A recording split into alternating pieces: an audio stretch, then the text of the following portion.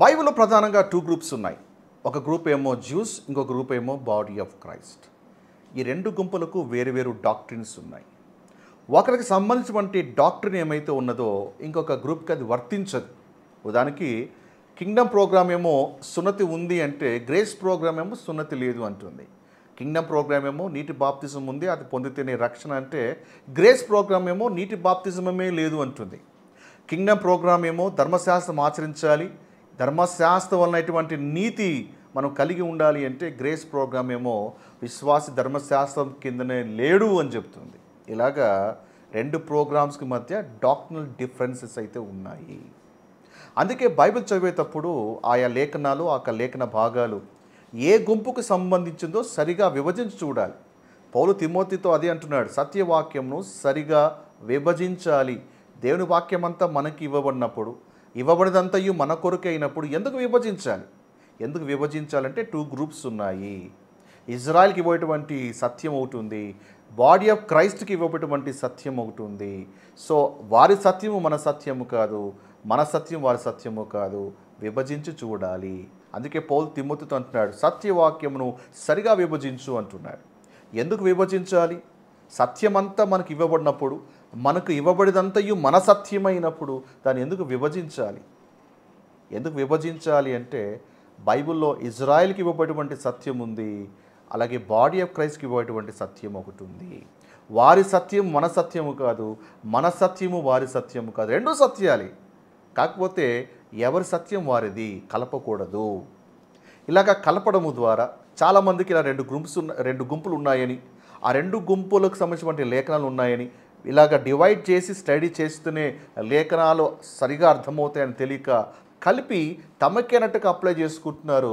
అక్కడే వారి సిద్ధాంతపటువంటి ఒక డిఫరెన్సెస్ అన్నీ కూడా వాళ్ళు ఎదుర్కొంటున్నారు. చాలా కన్ఫ్యూజన్స్ ఉన్నాయి. సో రైట్లీ డివైడ్ చేయాలి. సో సత్యవాక్యం సరిగా ఎలా విభజించాలో ఆల్రెడీగా ఈ సిరీస్లో ప్రారంభంలో ఎక్స్ప్లెయిన్ చేస్తాను. ఒకవేళ మీరు కొత్తగా వచ్చినట్లయితే సో ఆ లింక్స్ ఇక వీడియో డిస్క్రిప్షన్లో ఇస్తాను, తప్పకుండా మీరు వాచ్ చేయండి. అవన్నీ రిపీట్ చేస్తే ఇక వీడియో లెంత్ అనేది పెరిగిపోతుంది. అయినప్పటికీ ఈ వీడియోని మొదటిసారిగా వాచ్ చేస్తున్న వారి కొరకు ఒకసారి ఈ చార్ట్ని క్లియర్గా ఎక్స్ప్లెయిన్ చేసి ఆ తర్వాత నేను టాపిక్ని స్టార్ట్ చేస్తాను. ఆదికాండం నుండి అపోస్తకారం 7వ అధ్యాయం వరకు ఈ యొక్క టైం పీరియడ్ ఏమైతే ఉందో దీన్ని కింగ్డమ్ ప్రోగ్రామ్ అంటారు, లేదా కింగ్డమ్ గాస్పెల్ అంటారు. ఇది జూవిష్ ప్రోగ్రామ్ అంటారు. ఈ కాలంలో దేవుడు యూదుల పట్ల వ్యవహరిస్తున్నారు. అయితే ఇక జూవిష్ ప్రోగ్రామ్ అపోస్తకారం 7వ అధ్యాయంలో మరి ఆగిపోతుంది, సస్పెండ్ అవుతుంది. ఎందుకు సస్పెండ్ అయిందో ఆల్రెడీగా ప్రీవియస్ వీడియోలో ఎక్స్ప్లెయిన్ చేశాను. ఈ ప్రోగ్రామ్ సస్పెండ్ అయిన తర్వాత దేవుడు అపోస్తలుడు అంటే పౌలు ఎన్నుకుంటాడు. పౌలు ద్వారా గ్రేస్ డాక్ట్రిన్ని, గ్రేస్ ప్రోగ్రామ్ని ప్రారంభిస్తారు. సో అది రోమా నుండి ఫిలోమోను పత్రిక వరకు మనకు ఒక సిద్ధాంతాలు కనపడతాయి. దీన్ని గ్రేస్ ప్రోగ్రామ్ అంటారు, లేదా దీన్ని చర్చ్ ప్రోగ్రామ్ అంటారు. సంఘము ఎత్తబడిన తర్వాత ఆగిపోయినటువంటి ఈ యొక్క కింగ్డమ్ ప్రోగ్రామ్ ఏమైతే ఉందో అది మళ్ళీ రెజ్యూమ్ అవుతుంది. సో దాని గురించి వంటి ఒక పత్రికలే హెబ్రీ నుంచి ప్రకటన గ్రంథం వరకు. సో ఈ పత్రికలన్నీ కూడా ఏంటంటే జూవిష్ బిలీవర్స్ కొరకు రాయబడినటువంటి పత్రికలు. ఈ పత్రికలన్నీ కూడా బాడీ ఆఫ్ క్రైస్ట్ కొరకు రాయబడినవి కావు. సో ఈ పత్రికల మీద కూడా చాలా డీటెయిల్ స్టడీ చేస్తాను. అదంతా కూడా నాకు ఆ ప్లేలిస్ట్లో అందుబాటులో ఉంటుంది. సో వీలు చూసుకొని మీరు ఆ వీడియోస్ వాచ్ చేసినట్లయితే ఎందుకు ఆ పత్రికలు బాడీ ఆఫ్ క్రైస్ట్కి సంబంధించింది కాదో అక్కడ నేను డీటెయిల్గా అనాలిసిస్ చేశాను. So please do watch.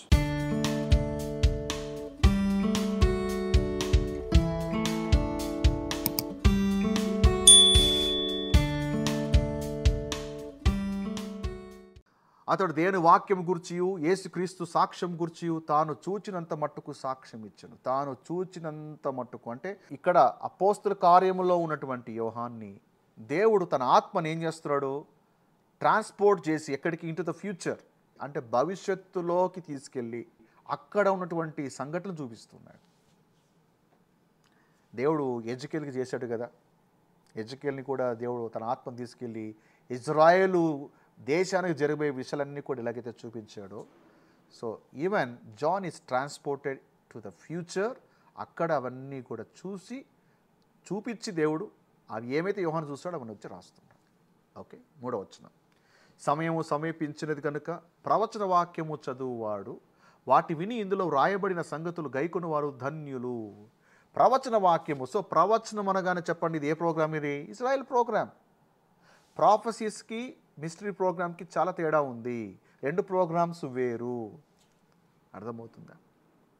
So మనదేమో మిస్టరీ ప్రోగ్రామ్, వాళ్ళదేమో ప్రొఫెసీ ప్రోగ్రామ్. సో ఎలాగండి, ఎలా తెలుసుకుంటాము ఏది ప్రాఫెసీ ఏది మిస్టరీ అంటే? వెరీ సింపుల్ అండి. దేవుడు ఆది నుండి తన పరిశుద్ధ ప్రవక్తల నోట పలికించెను అని చూస్తున్నాం. అంటే దేవుడు ఆది నుంచి ఏమైతే ప్రవక్తల చేత పలికించాడో అంతా కూడా ప్రాఫెసీ ప్రోగ్రామ్. అనాది నుండి దేవుడు ఏదైతే రహస్యంగా పెట్టాడో అది మిస్టరీ ప్రోగ్రామ్. ఈ రెండు ప్రోగ్రామ్స్ కూడా వేరు. ఇక్కడ ప్రవచన వాక్యములు అనగానే ఇది యూదులకు సంబంధించింది. చాలామంది ఏమనుకుంటారంటే, ఓకే ఇది చదివితే ధన్యులము, ఇది చదివితే మనకు ఆశీర్వాదాలు వస్తాయి, ఇది చదివితే మనకు దీవెనలు వస్తాయి. This is not about the body of Christ. అర్థమైందా? ఇంకొక విషయాన్ని అర్థం చేసుకోవాలి. The book of Revelation is about the prophecy and not the mystery. అర్థమైందా? It's about the prophecy and not the mystery. అందుకే ఈ యొక్క ప్రకటన గ్రంథము స్టార్టింగ్ అండ్ ఎండింగ్ చూడండి. మొదటి అధ్యాయమేమో మీరు చూసినట్లయితే ప్రవచన వాక్యం చదువువాడు అనే మాటతో మొదటి అధ్యాయం ప్రారంభమవుతుంది. చివరి అధ్యాయము చూడండి, అక్కడ రాయబడి ఉంది, ఈ గ్రంథమందు ప్రవచన వాక్యములు విను ప్రతివానికి నేను సాక్ష్యం ఇచ్చినది ఏమనగా. So the book starts with the prophecy and ends with the prophecy. So మొదటి అధ్యాయంలో ఏమేమో చదవాలి, గై కొనాలి అని యోహాను రాస్తున్నాడు. అండ్ అలాగే ముగింపులో యోహాను ఏమిస్తున్నాడంటే, విను ప్రతివానికి నేను ఏమైనా సాక్ష్యం ఇస్తున్నానంటే, ఎవడైనా వీటితో మరి ఏదైనా కలిపిన ఎడల ఈ గ్రంథంలో రాయబడిన తెగుళ్ళు దేవుడు వానికి కలగజేయును. ఏది కూడా కలపకూడదు, అలాగే ఏది కూడా ఇందులోంచి తీసివేయకూడదు. కలిపినా తీసేసిన తెగుళ్ళు వస్తాయి. జీవవృక్షములో పాలుభాగం ఉండదు. అతనికి పరిశుద్ధ పట్టణములో పాలు ఉండదు. యాడ్ చేయకూడదు, తీసేయకూడదు అని యోహాను రాస్తాడు. దీన్ని చాలామంది ఏం చేస్తారంటే ఇది మనకి అనేసుకుంటున్నారు. ఓకే ఇలా చేస్తే మనకి జీవవృక్షములో మనకు భాగం ఉండదు. జీవవృక్షము, దాని మీద కూడా మనం వీడియో చేద్దామండి. జీవవృక్షం, క్రైస్తవులకి జీవవృక్షము లేదు. యూదులు తింటారు జీవవృక్షం, అది కూడా జయించిన వారికి అని. అంటే ఏం జయించాలి అంటే 7 ఏళ్ల శ్రమలు జయించాలి. అలా జయించిన వానికే అప్పుడు ఏళ్ళ పాలనలో అప్పుడు దేవుడు వారికి అది జీవవృక్ష ఫలాన్ని భుజింపజేస్తాడు. అంటే ఆయన పాలనలో అప్పుడు వాళ్ళు దాన్ని భుజించి నిత్యత్వంలోకి ఎంటర్ అవుతారు. అర్థమైందా? ఈరోజు నీకు నిత్య జీవం ఇవ్వడానికి దేవుడు జీవవృక్ష ఫలాన్ని తినిపిస్తాడా? The moment you believe you got eternal life.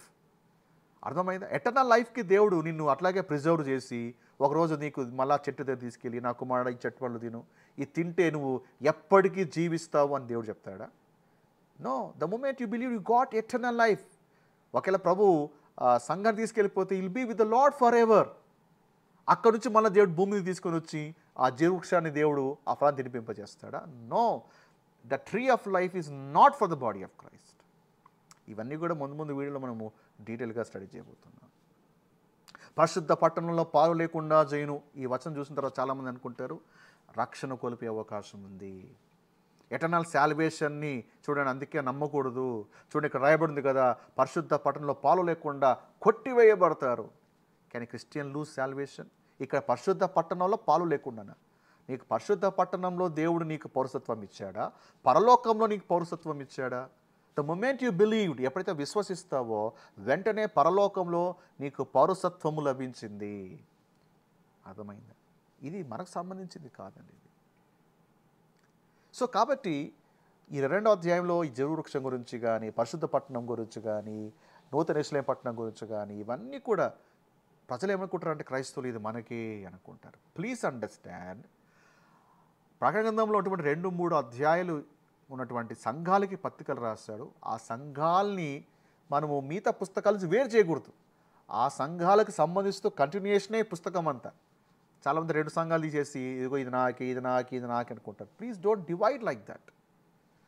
So first chapter is introduction, second and third chapter is about 7 churches. ఆ 7 సంఘాల వారికి రాస్తున్నటువంటి విషయాలు ఇవన్నీ ఈ ప్రకటన గ్రంథాన్ని. దాన్ని నువ్వెందుకు ఆ వారికి ఇవ్వబడిన వచనాన్ని నువ్వెందుకు హైజాక్ చేస్తావు? వాటిని నువ్వెందుకు అప్లై చేసుకుంటావు? కాంటాక్ట్ చూడాలి. ఎవరికి రాస్తున్నారు పత్రికలు? 7 సంఘాలకు రాయబడిన పత్రికలు అవి. ఓకే, అయితే ఇక్కడ యోహాను తెగులు వస్తాయి తీసేయకూడదు, యాడ్ చేయకూడదని యోహాను ఎందుకు రాస్తున్నాడు అంటే, ఇది కూడా ఓల్డ్ టెస్ట్మెంట్లో ఉన్నటువంటి మాటనే. దేవుడు అంటే యోహాను దాన్ని కోట్ చేస్తున్నాడు. ద్వితీయోపదేశకాండం 4వ అధ్యాయం 2వ వచనం, నీ దేవుడైన యెహోవా ఇచ్చిన ఆజ్ఞలు మీకు ఆజ్ఞాపించుచున్నాను, వాటి గైకొట్టయందు నేను మీకు ఆజ్ఞాపించిన మాటతో దేన్ని కలపకూడదు, దానిలో దేనిని తీసివేయకూడదు. ఇక్కడ యోహాను ఏం చేస్తున్నాడు? ఆల్రెడీగా ఉన్నటువంటి ఓల్డ్ టెస్ట్మెంట్ వచనాన్ని ఇక్కడ కోడ్ చేస్తున్నాడు. అర్థమైందా? So this is doesn't apply for the body. అంటే దాని అర్థం ఏంటి? మన బైబిల్లో ఏమైనా యాడ్ చేయొచ్చు? నా ఉద్దేశం అది కాదు. I'm not talking in that sense. ఇక్కడ ఏంటంటే, ఇక్కడ కాంటెక్స్ట్లో ఇక్కడ ఈ మాట ఏంటంటే, ఇది యూదులకు సంబంధించినటువంటి ఇన్స్ట్రక్షన్ యోహాను తన గుంపుకి ఇస్తున్నాడు. ఆ విషయాన్ని అర్థం చేసుకోవాలి. 4వ వచనం, యోహాను ఆసియాలో ఉన్న 7 సంఘములకు శుభమని చెప్పి వ్రాయునది. అంటే ట్రెడిషనల్ థింకింగ్ ఏమంటుందంటే, ఈ 7 సంఘాలు పౌలు స్థాపించాడు. పౌలు కదా ఆసియా ఖండం అంతా తిరిగి సువార్త సేవ చేశాడు. కాబట్టి పౌలు ద్వారా స్థాపించబడిన సంఘాలని చాలామంది అనుకుంటారు, అలాగే బోధిస్తూ ఉంటారు. గుర్తుంచుకొని, ఇక్కడ సంఘము అని కనపడగానే ఇది సార్వత్రిక సంఘమో లేదా పౌలు స్థాపించిన సంఘాలు కాదండి. సంఘాలు కూడా రకాలు ఉన్నాయి. కృపా సంఘం వేరు, రాజ్య సంఘం వేరు, కింగ్డమ్ చర్చ్ వేరు, గ్రేస్ చర్చ్ వేరు. ఇక్కడ సంఘం అనేది కామన్ వర్డ్. అది యేసును వెంబడిస్తున్న ప్రతి గుంపుకి చర్చ్ అనే పదమే వాడబడింది. ఈవెన్ మోషే గురించి కూడా రాయబడింది. మోషే ఇజ్రాయెల్ ప్రజలు నడిపించారు కదా. అరణ్యమందు సంఘము అనే పదం చదువుతున్నాం అపోస్తలకార్యం 7:38లో. అరణ్యంలో సంఘము అంటే ఇప్పుడు మన సంఘం ఓల్డ్ టెస్ట్మెంట్లో ఉన్నట్ట. ఆ సంఘము ఎందుకు అరణ్యంలో సంఘమని ఆ గుంపుకి ఎందుకు ఆ పదం వాడబడిందంటే, వాళ్ళు ఐగుప్తు నుంచి విమోచించబడ్డారు. సంఘం అంటే ఏంది? విమోచించబడిన గుంపు అని అర్థం చర్చ్ అంటే. సో ఇజ్రాయెల్ ప్రజలు ఐగుప్తు నుంచి బయటకు వచ్చారు కాబట్టి వాళ్ళకి అక్కడ చర్చ్ అనే వర్డ్ రాయబడింది. అలాగే పౌలు కంటే ముందే సంఘాలు ఉన్నాయి. పౌలు కంటే ముందే సంఘం ఉంది. అది కింగ్డమ్ చర్చ్. అది అందులో కేవలం యూదులు మాత్రమే ఉంటారు. ఆ తర్వాత పౌలు కూడా సంఘాలని ప్రారంభిస్తాడు. అది గ్రేస్ చర్చ్. అది సో చర్చ్లో కూడా టైప్స్ ఉన్నాయండి. సంఘం కనపడగానే ఇది నాదే, ఇది మనదే అనుకుంటే పొరబడినట్టే. సో కాబట్టి యోహాను ఎవరికి రాస్తున్నాడు అంటే, is writing to the Jewish churches, not to the grace churches. యూదుల సంఘాలకి రాస్తున్నాడు. సో ఎలా చెప్పగలుగుతాము యూదులకు రాస్తున్నాడని ఎలా చెప్పగలుగుతాము? కారణం ఏంటంటే, శ్రద్ధగా వినాలి. ఎందుకైనా ఆసియా ఖండంలో ఉన్నటువంటి 7 సంఘాలు రాస్తున్నాడు అంటే, ఇజ్రాయిల్ యొక్క 12 గోత్రాలు ఆసియా ఖండం అంతా కూడా చెదిరిపోయారు. ఇప్పుడు అపోస్తలకార్యం 2వ అధ్యాయం చూస్తే, యూదులందరూ కూడా పెంతెకోస్తు పండుగను ఆచరించడానికి యెరూషలేంకి వచ్చారు. యెరూషలేంకి వచ్చినటువంటి వివిధ ప్రాంతాల దేశాల నుంచి ఎవరైతే వచ్చారో ఆ దేశాల పేర్లు 2వ అధ్యాయంలో ఇవ్వబడ్డాయి. మీరు 9వ వచనం గమనించండి. అక్కడ ఆసియా అటువంటి పదం కనపడుతుంది. అంటే పెంతెకోస్తు పండుగను ఆచరించడానికి ఆసియా నుంచి కూడా యూదులు వచ్చారు. ఆ ఆసియాలో ఉన్నటువంటి 7 సంఘాలకి యోహాను రాస్తున్నాడు. ఆ రోజు పెంతెకోస్తు దినమున వచ్చి ఆ రోజు పేతురు ప్రసంగం చేస్తుంటే గుర్తుందా? వాళ్ళందరూ కూడా మేము ఏం చేయాలి అంటే వాళ్ళందరూ ఆశ్చర్యపోయారు. ఫస్ట్ వాళ్ళందరూ అన్ని భాషలు మాట్లాడుతుంటే, వీరు మనందరి భాషలో మాట్లాడుతున్నారు ఏంటి, వీళ్ళకి మన భాష తెలియదు కదా, ఇది ఎలా మాట్లాడగలుగుతున్నారు? అద్భుతము చూసి, ఎందుకంటే యూదులకి అద్భుతం కావాలి కదా, సూచక్రియ కావాలి కదా నమ్మడానికి. సో అద్భుతం చూసి విశ్వసిస్తారు, పేతురు ప్రసంగం విని మారుమనసు పొందుతారు. వాళ్ళు బాప్తిజం తీసుకొని తిరిగి తమ ప్రాంతాలకి, తమ దేశాలకి వెళ్ళిపోతారు. సో వీళ్ళు కూడా ఆసియా నుంచి వచ్చారు, ఆసియా ప్రాంతాలకి తిరిగి వెళ్ళిపోయారు. యోహాను వాళ్ళకి రాస్తున్నాడు. ఏమని? ఇదిగో కాలం సమీపించనై ఉంది, దగ్గరగా ఉంది అని రాస్తూ వాళ్ళకు రాసిన పత్రికలు అవి. యోహాను పౌలు స్థాపిత సంఘాలకి రాయలేదు అనే విషయాన్ని అర్థం చేసుకోవాలి. Okay, right. 6వ వచనం, ఆయన మనల్ని తన తండ్రి యొక్క దేవునికి ఒక రాజ్యముగాను యాజకులుగాను చేసెను. సో డినామినేషనల్ టీచింగ్స్ ఏమంటాయంటే, మనమే ఆ రాజులము, మనమే యాజకులము. ఇంకా పాటలు పాడుతూ ఉంటారు, రాజుల వాళ్ళే యాజకుల వాళ్ళే దేవుడు మనం ఏర్పరచుకున్నాడని. He is not talking to you, please understand. పేతురు ఆ మాట అన్నాడు, రాజులైన యాజక సమూహం అని. కానీ ఆ పేతురు పత్రిక ఎవరు రాయబడింది? అది కూడా చెదిరిన గోత్రికులకి. 1వ అధ్యాయం ప్రారంభ వచనాలు చూడండి. దాని మీద కూడా ఒక వీడియో చేశాం కదా, వీలైతే ఆ వీడియోని మీకు లింక్ ఇస్తాను, అది వాచ్ చేయండి. We are not priest and kings. మనము రాజులము కాదు, యాజకులం కాదు. నువ్వు యాజకులు అయితే ఆలయం ఎక్కడ? యాజకుడు అంటే బలులు ఇవ్వాలి, యాజకులు అయితే సేవ చేయాలి కదా. ఆలయం ఎక్కడ? There is no temple. Temple లేకుండా ప్రీస్ట్ ఏంటండి? మనం అట్లా స్పిరిచువలైజ్ చేస్తాం. క్రైస్తవ్యము డినామినేషనల్ బోధలు అలాగా అన్నీ స్పిరిచువలైజ్ చేసేసింది. We are not kings and priest. వాస్తవంగా యాజకులుగా ఉండాలి, నేను చేస్తానని దేవుడు యూదులందరికీ వాగ్దానం చేశాడు. నిర్గమకాండం 19:6లో చూసినట్లయితే ప్రతి ఒక్కరూ యాజకులుగా ఉండాలి, దేవుని యొక్క సంకల్పం అది. అర్థమైందా? సో యాజకుడు అనేవాడు ఎవరు అంటే దేవుని పక్షముగా మధ్యవర్తిగా, ప్రజలకి దేవుని మధ్యవర్తిగా ఉండేవాడు, బలులు అర్పించేవాడు. దేవుడు ఏదైనా సందేశం ఇవ్వాలంటే యాజకుడి ద్వారా ప్రజలకు ఇస్తారు. ప్రజలు ఏమైనా సరే బలులు ఇస్తే వాళ్ళ తరఫున యాజకుడు వెళ్ళి దేవునికి అది అర్పించేవాడు. మధ్యలో మీడియేటర్ ఎవరు అంటే యాజకుడు. ఆలయంలో విధులు చేయాలి. అండ్ ఆ దినాల్లో వాళ్ళకి ప్రజలకి నేరుగా దేవునితో యాక్సెస్ లేదు. కానీ కృపాకాలంలో చెప్పండి, మనకి యాజకుడు ఉన్నాడా? We have direct access to God. We have a direct access. There is no priestly system. Grace పీరియడ్లో there is no priestly system. ఎఫెసీ 3:12 చూడండి. ఆయన యందలి విశ్వాసము చేత ధైర్యమును నిర్భయమైన ప్రవేశము ఆయన బట్టి మనకు కలిగి ఉన్నది. నీకు యాక్సెస్ ఎలా వచ్చింది? త్రూ ప్రీస్టా లేదా త్రూ ఫెయితా? ఆయన యందలి విశ్వాసము చేత నీకు ప్రవేశం. నమ్మావు, ఆ విశ్వాసము చేత నీకు ప్రవేశం లభించింది. Not through priestly system. So pastors are not priest. ఈ డినామినేషన్స్ అన్నీ కూడా ఏంటంటే అన్నీ కలిపి లా అండ్ గ్రేస్ మిక్స్ చేస్తుంది. Pastor is not the priest.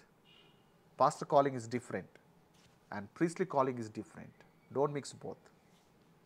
అర్థమవుతుందా? అయితే మనము యాజకులం కాదు. అయితే మనం ఎవరము? పౌలు అడిగితే పౌలు అంటాడు, మనం క్రీస్తు ఒక రాయబారులము అంటారు. We are ambassadors for Christ. అర్థమైందా? So we are not priest but we are ambassadors for Christ. Okay, 7వ వచనం. ఇదిగో ఆయన మేఘారుడై వచ్చుచున్నాడు, ప్రతి నేత్రము ఆయన చూచును. ఆయన మేఘారుడై వస్తున్నప్పుడు ప్రతి నేత్రము ఆయన చూచును. సో యేసు ప్రభువు రెండవసారి వచ్చినప్పుడు అందరికీ కనపడతాడు. It's talking about the second coming. It's not talking about the rapture. అర్థమవుతుందా? సో రెండవ రాకడప్పుడు సంఘం ఉంటుందంటే అప్పటికి సంఘం ఎత్తబడి ఉంటుంది. సో ఈ వచనాన్ని మనం విట్నెస్ చేయము. మనం పైనుండి విట్నెస్ చేస్తాం, భూమి నుంచి మనం విట్నెస్ చేయము.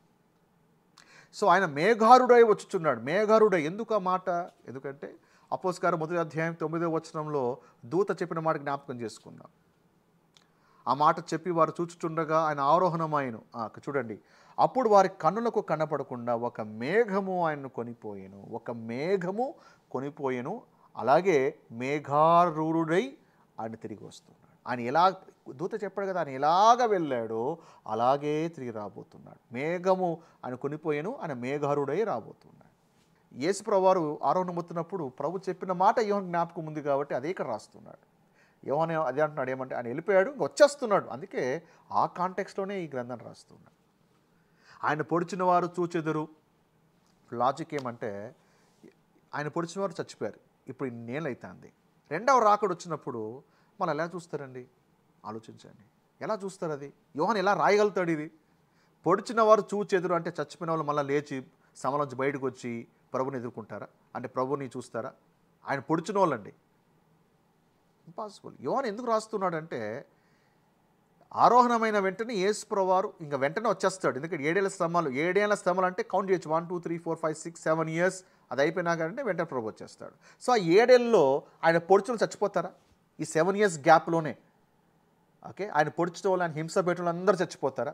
చచ్చిపోరు కదా. కాబట్టి అంత త్వరగా ప్రభు వస్తున్నారు. ఆయన వచ్చినప్పుడు ఎవరైతే పొడిచారో వాళ్ళందరూ కూడా చూడబోతున్నారు, వాళ్ళందరూ సిగ్గుపడతారు అన్నట్టుగా యోహాను రాస్తూ ఉన్నాడు. 6వ వచనం, అల్ఫయు ఒమేగయు నేనే. అంటే ఇక్కడ ఈ టైటిల్, ఈ వచనంలో ప్రభుకి చాలా టైటిల్స్ ఇవ్వబడ్డాయి. ఈ టైటిల్ మీద ఇన్డెప్త్ స్టడీ తర్వాత చేద్దాం, ఎందుకంటే పెద్ద పెద్ద టీచింగ్స్ అవసరం అవుతాయి. ఈ టైటిల్స్ అన్నీ కూడా ఇజ్రాయెల్కి ప్రభుతో ఉన్నటువంటి అనుబంధము బట్టి ప్రభుకి ఇవ్వబడి బిరుదులు. ఇక్కడ ఉన్నటువంటి టైటిల్ ఏది కూడా పౌలు వాడడు. దీస్ టైటిల్స్ ఏవి కూడా ఇవి ప్రభు టైటిల్సే. ఇది ఇజ్రాయెల్కి ప్రభుతో ఉన్నటువంటి రిలేషన్షిప్ బట్టి ప్రభుకు ఉన్నటువంటి టైటిల్స్. ఇప్పుడు అల్ఫా ఒమేగా ఎక్కడుంది మాట ఇది? అంటే యోహాను ఎక్కడి నుంచి తీసుకొని రాస్తున్నాడు ఇది? యెషయా 44:6, యెషయా 48:12 అక్కడ రాయబడింది కదా, మొదటి వాడును కడపట్టి వాడును, నేనే మొదటి వాడును కడపట్టి వాడును. సో యోహాను అంతా కూడా ఏంటంటే ప్రొఫెటికల్ బుక్స్లోంచి తీసుకొని వచ్చి ఆ మాటలు ఇక్కడ రాస్తూ ఉన్నాడు. ఓకే, అందుకే పౌలు చూడండి ఎక్కడ కూడా ఆయన అల్ఫాయు ఒమేగా అని ఇలాంటి టైటిల్స్ ఎక్కడ కూడా పౌలు వాడు. మనకి ప్రభుత్వం ఉన్నటువంటి రిలేషన్షిప్ వేరు, ఒకటే ప్రభువే, బట్ రిలేషన్షిప్ మనకు ప్రభుత్వం ఉన్నది వేరు, ఇజ్రాయెల్ ప్రజలకి ప్రభుత్వం ఉన్న రిలేషన్షిప్ వేరు. ఆ విషయాన్ని అర్థం చేసుకోవాలి. 9వ వచనం, మీ సహోదరుడు యేసు బట్టి కలుగు శ్రమల్లోనూ రాజ్యములోనూ సహనంలోనూ పాలువాడైన యోహానును నేను.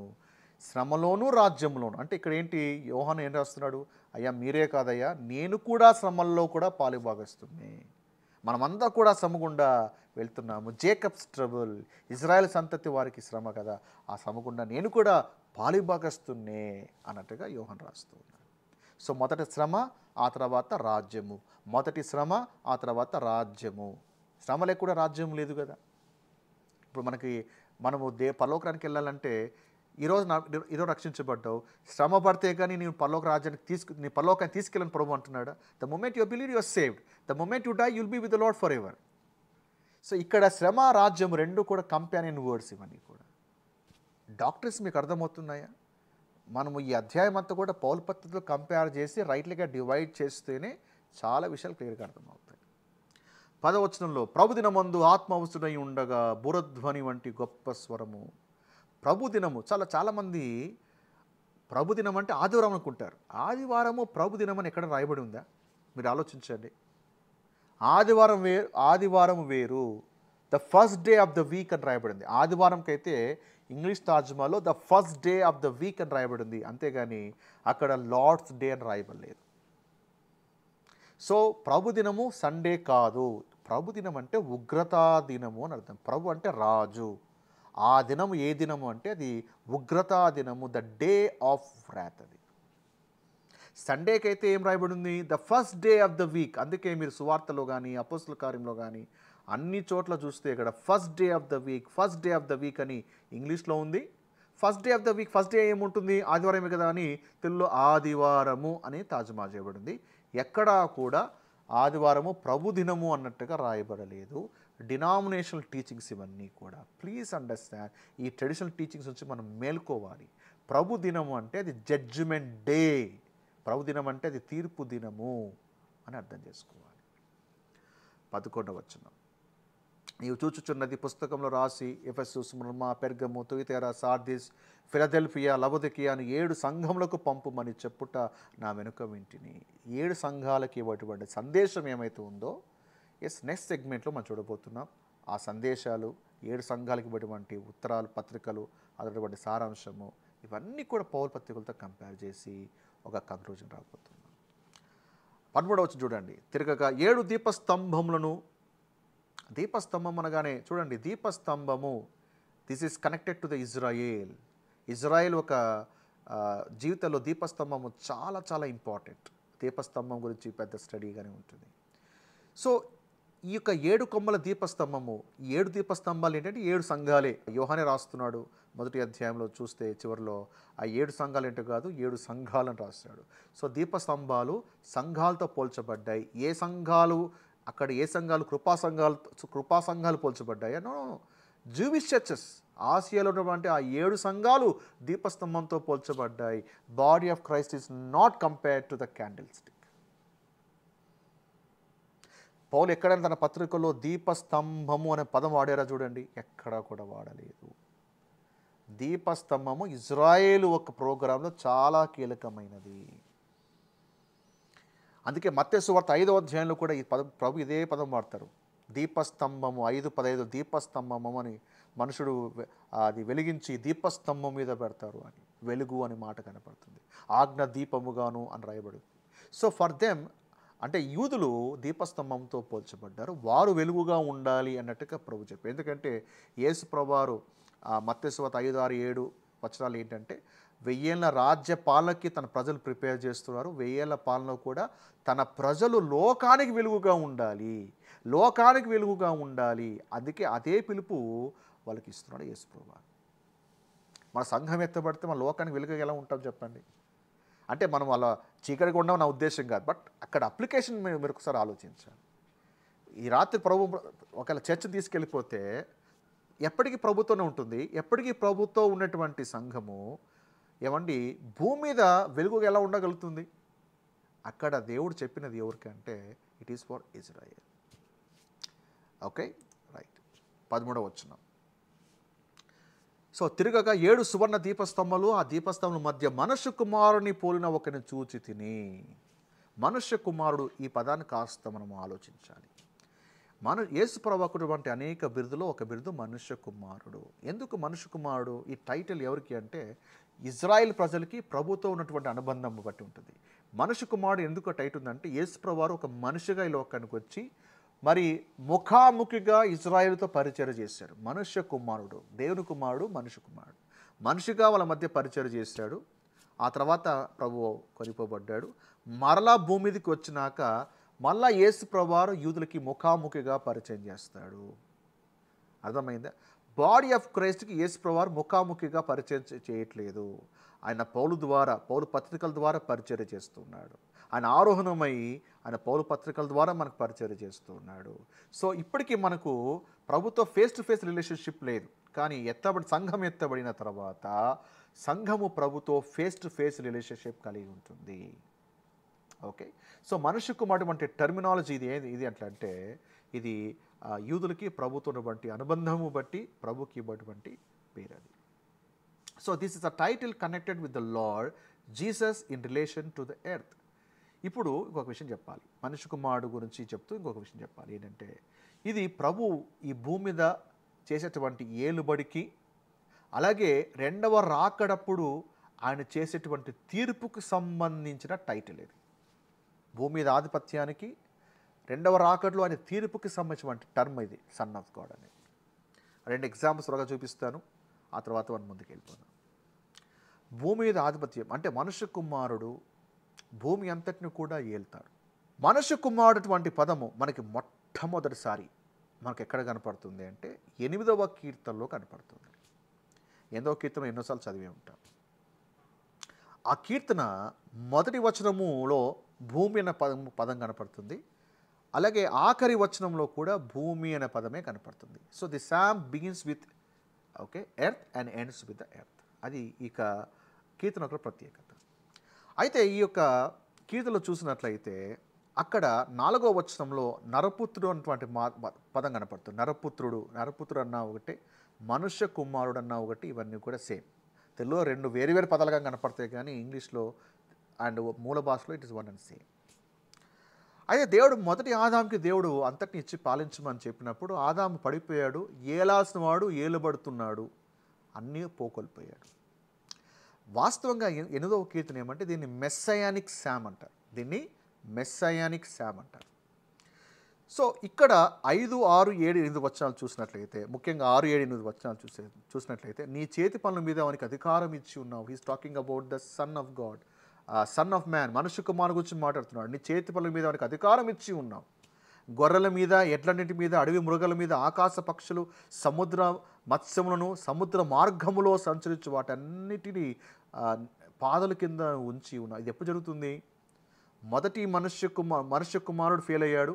రెండవ మనుష్య కుమారుడు అంటే ఎవరు? యేసు ప్రభువారు.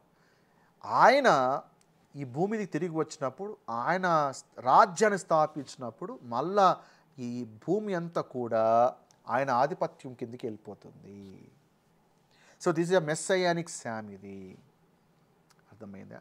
సో అందుకే ఇది రాస్తున్నప్పుడు ఇది ఆల్రెడీ జరిగిపోయినట్టుగా కీర్తనకారు రాస్తారు.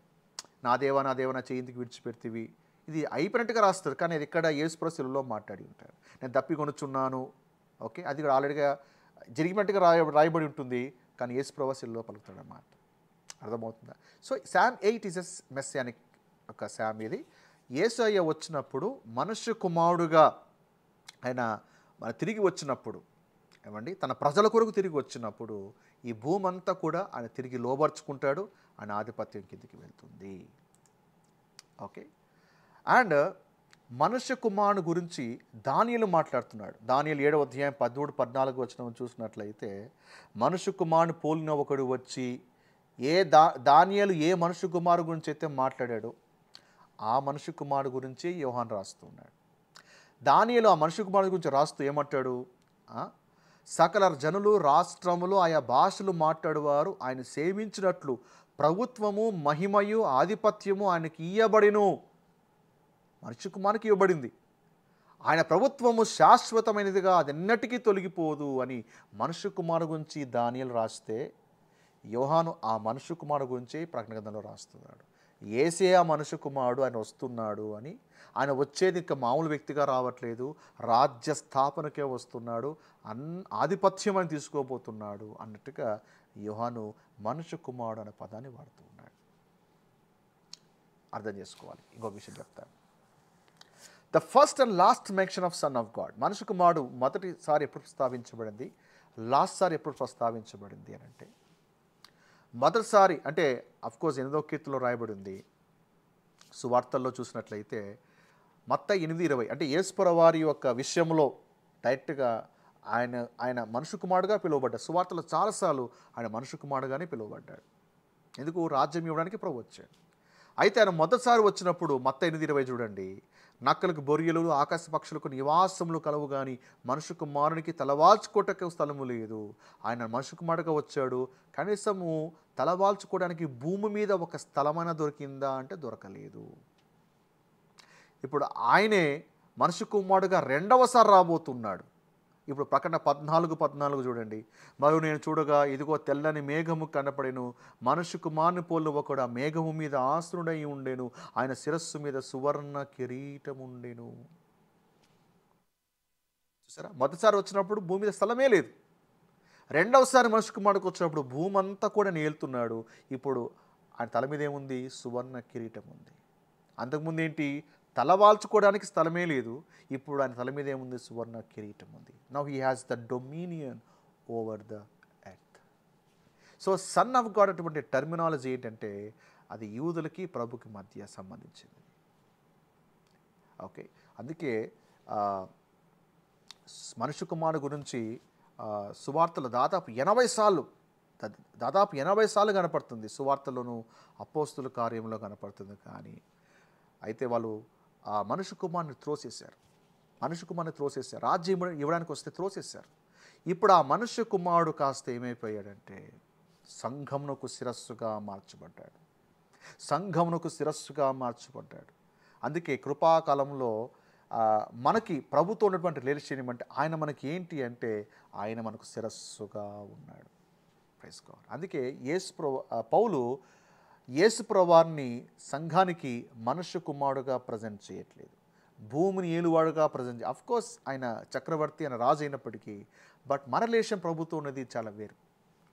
ఇంట్లో ఆయన మీకు డాడీ, బట్ ఆఫీస్కి వెళ్తే హీస్ అ కలెక్టర్. ఆయన కలెక్టర్ ఎవరు? ఆయన వేరే వాళ్ళకి కలెక్టర్. ఆయన ఇంటికి వచ్చి నేను కలెక్టర్ అంటే కాదు. Of course is a collector to the different people, but when he comes home he's a father or he's a husband. అర్థమైంది? అందుకే పౌలు పత్రికలో మనుష్య కుమారుడు అనే పదము మనకి ఎక్కడ కూడా కనిపించదు. ఓకే, సో మనుష్య కుమారుడు అనేది రెండవ రాకడలో దేవుడు స్థాపించే రాజ్యానికి, ఆధిపత్యానికి సూచిస్తుంది. కాబట్టి so this doctrine is completely for Israel. So మీరు అర్థం చేసుకుంటున్నారు, నేర్చుకుంటారు అని అనుకుంటున్నాను. 13, 14, 15, 16 వచనాలు చూడండి ఒకసారి. ఇప్పుడు యేసుప్రభువు వారు ఏ విధముగా కనపడుతున్నారో చూడండి.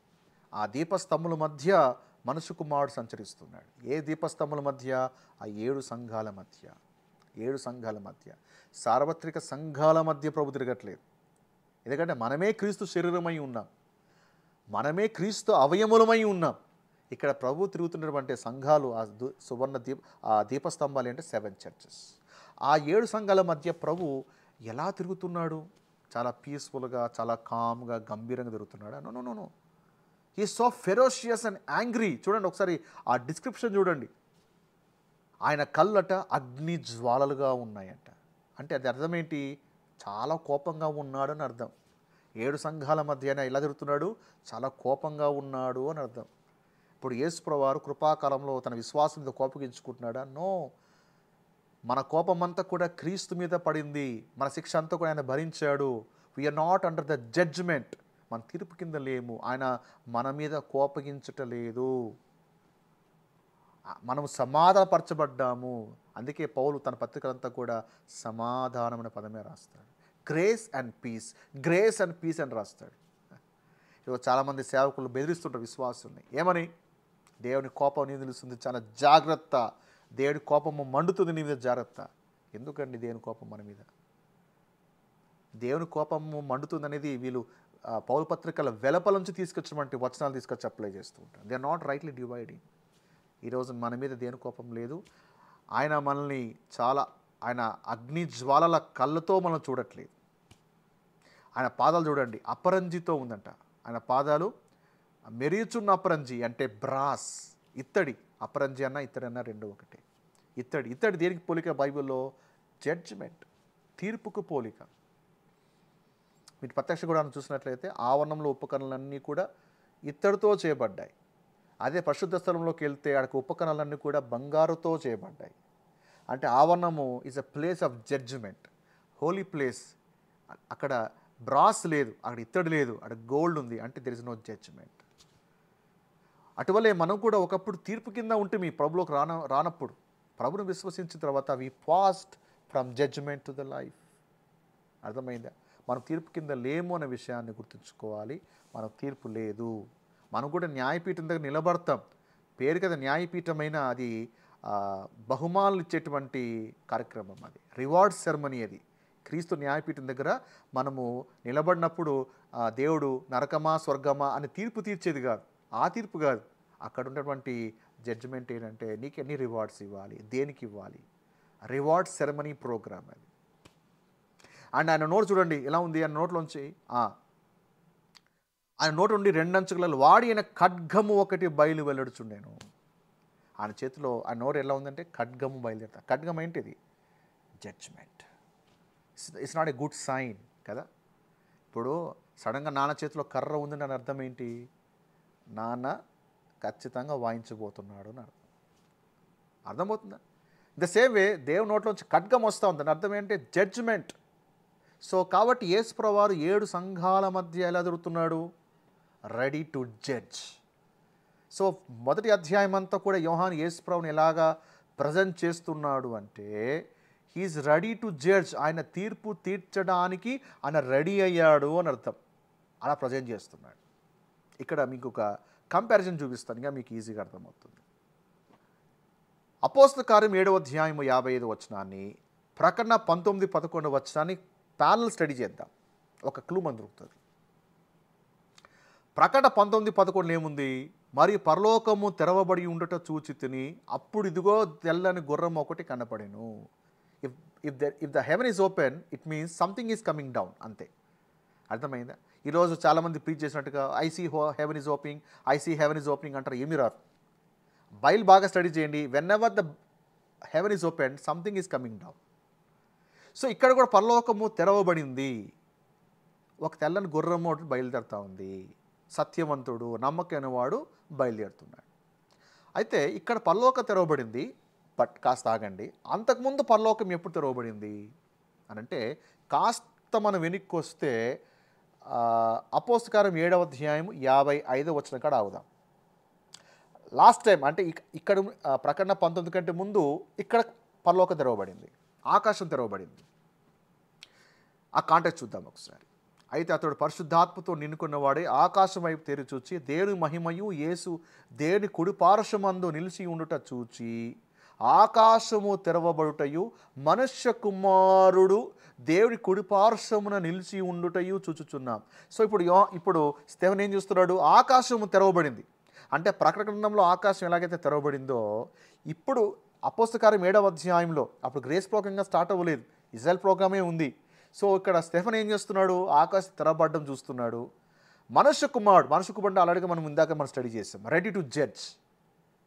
దేవుడు కురుపార్శ్వమున నిలిచాడు అని అర్థం ఏంటి? దేవుడు నిలిచాడు అంటే ఇంకా దొల్లగొట్టడానికి, దుమ్ము దులపడానికి అని అర్థం. ఆయన కూర్చున్నాడు అంటే ఈజ్ అట్ పీస్. దేవుడు నిలిచాడు అట్లా అంటే వాళ్ళకి మూడింది అని అర్థం. అందుకే యూదులు ఒక పాట పాడుతారు, లెట్ గాడ్ అరైజ్. దేవుడు నువ్వు లే, లెట్ గాడ్ అరైజ్, నువ్వు లే.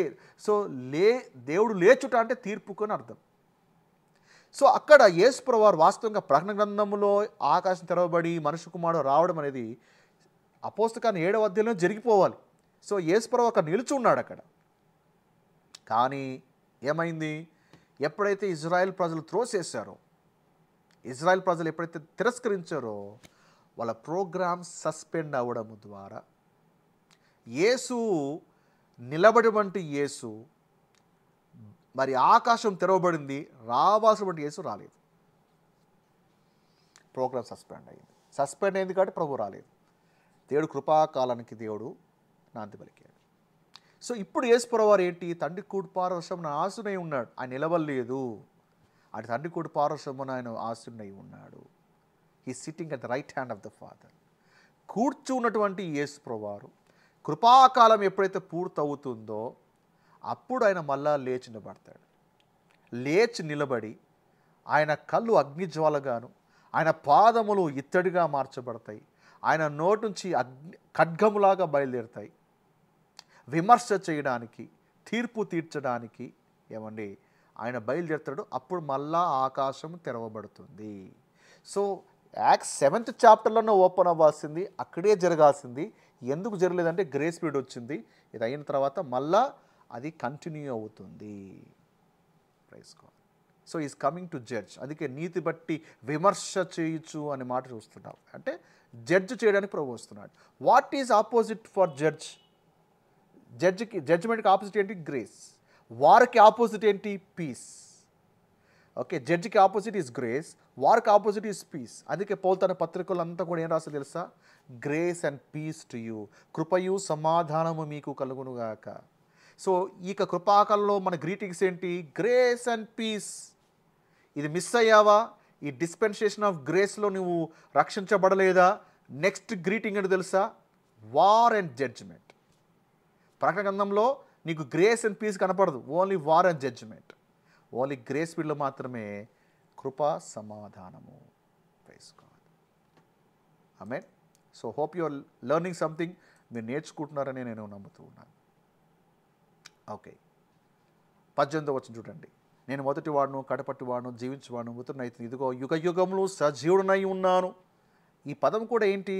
ఇది కూడా ప్రభు ఒక వన్ ఆఫ్ ద టైటిల్. ఇది యుగ యుగములు సజీవుడు అంటే ఎప్పటికీ జీవించేవాడు అని అర్థం. యుగ యుగములు సజీవుడై ఉన్నాను అనే మాట ఇది మనకు ప్రకటన గ్రంథంలో మనకు 5 సార్లు కనపడుతుంది. ప్రకటన 4, 9, 10 వచనాల్లోను, ప్రకటన 16, ప్రకటన 15, 7లో ఇలాగ 5 సార్లు కనపడుతుంది. వాస్తవానికి ఈ మాట మనకి ఓల్డ్ టెస్టిమెంట్లో ఉంటుంది. దానియేలు వాడతాడు ఈ పదాన్ని. దానియేలు ఈ పదాన్ని వాడతాడు. 4:34లో చిరంజీవియు సర్వోన్నతుడగు దేవుని స్తోత్రము చేసి. చిరంజీవి అంటే ఏంది? ఎప్పటికీ జీవించేవాడు అని అర్థం. ఓకే, ఆయన ఆధిపత్యము చిరకాలం వరకు, ఆయన రాజ్యము తరతరములు ఉండును. చిరంజీవి అగు దేవుడు, ఆయన రాజ్యము ఎప్పటికీ ఉండిపోతుంది అని దానియేలు రాస్తాడు. అలాగే దానియేలు 12:7 చూడండి. నిత్య జీవియగు వాని నామమును ఒట్టి పెట్టుకొని హి లివ్స్ ఫర్ ఎవర్ అని. యోహాను అదే టర్మినాలజీ ఇక్కడ ప్రకటన గ్రంథంలో వాడుతున్నాడు.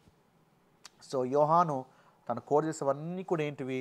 It's from the old testament, from the book of ప్రొఫెసీ. ఏమైతే ప్రవచనాలు రాయబడ్డాయో అవి నెరవేర్పు క్రీస్తే అన్నట్టుగా యోహాను ఈ ప్రకటన గ్రంథంలో అవన్నీ కూడా రాస్తూ ఉన్నాడు. ఇంకా 19-20 వచనం చూసినట్లయితే, చూచిన వాటిని, ఉన్న వాటిని, వాటి వెంట కలుపు వాటిని, అనగా కుడి చేతిలో నువ్వు చూచిన 7 నక్షత్రములు గూర్చిన మర్మమును, 7 సువర్ణ దీపస్థాన సంగతి రాయము. ఆ 7 నక్షత్రములు 7 సంఘములకు దూతలు, ఆ 7 దీపస్తంభములు 7 సంఘములు రాయన్నారు. సో ఇక్కడ దీపస్తంభములు ఏంటి? 7 దీపస్తంభాలు, 7 సంఘాలు. సో ఈ 7 సంఘాల గురించి మనము నెక్స్ట్ సెగ్మెంట్, నెక్స్ట్ వీడియోలో ఇన్ డీటెయిల్గా మనము స్టడీ చేయబోతున్నాం. సో మనం చాలా ఎవిడెన్స్ చూసాం. ఈ ఫస్ట్ చాప్టర్ అంతా కూడా ఎవరిది? Is it for the body of Christ? No, it is for the tribulation science.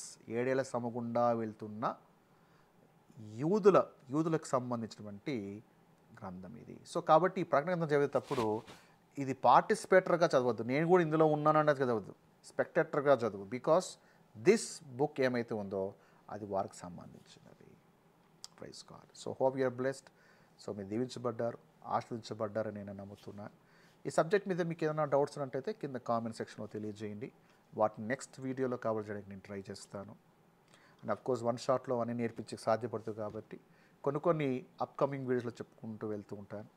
And ఈ వీడియో మీకు నిజంగా నచ్చినట్లయితే ఈ కోణంలో మీరు కొత్తగా మొదటిసారి వింటున్నట్లయితే, మీకు డౌట్స్ క్లారిఫై అయ్యాయి అని మీరు అనుకున్నట్లయితే కింద చిన్న కామెంట్లో తెలియజేయండి. ఇఫ్ యు ఆర్ బ్లెస్డ్ రాయండి, మీ ఫీడ్బ్యాక్ రాయండి, మీ స్పందన రాయండి. ఓకే, ఏ విధంగా ఈ స్టడీ మీకు బ్లెస్ అయిందో రాయండి. అండ్ మీరు నేర్చుకున్న తర్వాత మీరు మీ గుంపుకి తెలియజేయండి. మీ మీ యొక్క చర్చ్లో దాన్ని టీచ్ చేయండి. చెప్పండి, book of Revelation is not for the body of Christ అని క్లియర్గా చెప్పండి. అర్థమయ్యేటట్టుగా ఎక్స్ప్లెయిన్ చేయండి. ఎందుకంటే బైబిల్లో దేర్ ఇస్ నో కాంట్రడిక్షన్. పౌలు ఒక రకంగా చెప్పి ఇంకో చోట ఇంకో రకంగా దేవుడు ఇంకొక సిద్ధాంతాన్ని తీసుకొచ్చి క్రైస్తవ్యాన్ని గలిబిలు చేయడు. There is no contradiction in the Bible. కాకపోతే రైట్గా డివైడ్ చేయకపోవడం వల్ల కన్ఫ్యూజ్ అవుతూ ఉంటాయి. Praise God. So thank you for watching this video. Hope you're blessed. So next వీడియోలో 7 చర్చెస్ మీద మనము ఫోకస్ చేద్దాం. Until then, God bless you.